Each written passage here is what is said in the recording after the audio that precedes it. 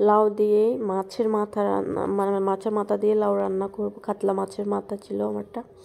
আমি তেল দিয়ে নিয়েছি, এর মধ্যে আমি কাতলা মাছের মাথাটা ছোটো ছোটো টুকরো করে তারপরে হলুদ আর লবণ দিয়ে মেখে রেখেছিলাম, যাতে ভালো করে একটু ভাজা ভাজা হয়। এটা ভালো করে ভেজে নিতে হবে। তারপর অন্য পাত্রে আমি তেল দিয়ে নিচ্ছি লাউটা রান্না করার জন্য।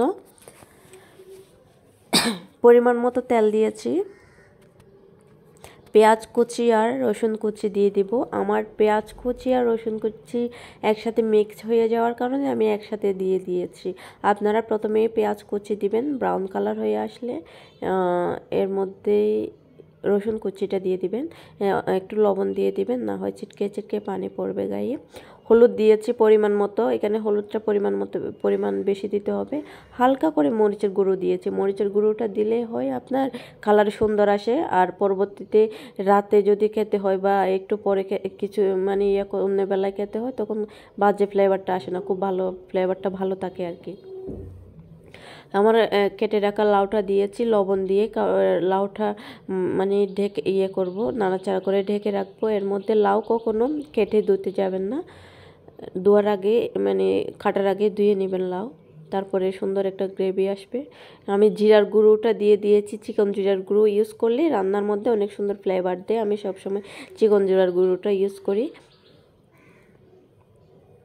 নাড়াচাড়া করে আমি আবার একটু ঢেকে রাখবো। লাউর মধ্যে আমি এক্সট্রা কোনো পানি ইউজ করিনি, আপনারাও চেষ্টা করবেন মানে এক্সট্রা কোনো পানি ইউজ না করতে।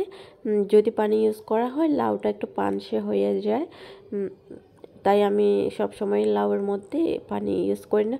অবশ্যই লাউ থেকে প্রচুর পরিমাণে পানি বের হয়, এগুলো সব থেকে লাউ থেকে বের হয়ে যাচ্ছে, আর কোনো আমার মনে হয় না পানি ইউজ করতে হয়। আমার ভেজে রাখা যখন লাউটা 60% হয়ে যাবে তখন ভেজে রাখা মাছের মাথাটা দিয়ে দিব। আমারটা কাতলা মাছের মাথা ছিল, আপনারা চাইলে রুই মাছের মাথা বা অন্য অন্য মাথা দিয়ে রান্না করতে পারেন, অনেক ভালো লাগে এরকম করে রান্না করলে।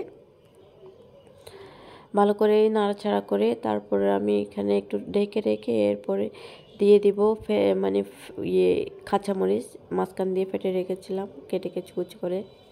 এর মধ্যে ধনিয়া পাতাটাও দিয়ে দিব। এভাবে কাঁচামরিচটা ফালি করে দিতে হবে, না হলে ঝাল আসবে না। নাড়াচাড়াটা করতে হবে, এপাশ ওপাশ করে করতে হবে। ধনিয়া পাতাটা দিয়ে দিচ্ছি। ধনিয়া পাতাটা দিলে খেতে যেমন ভালো হয়, ফ্লেভারটাও ভালো আসে।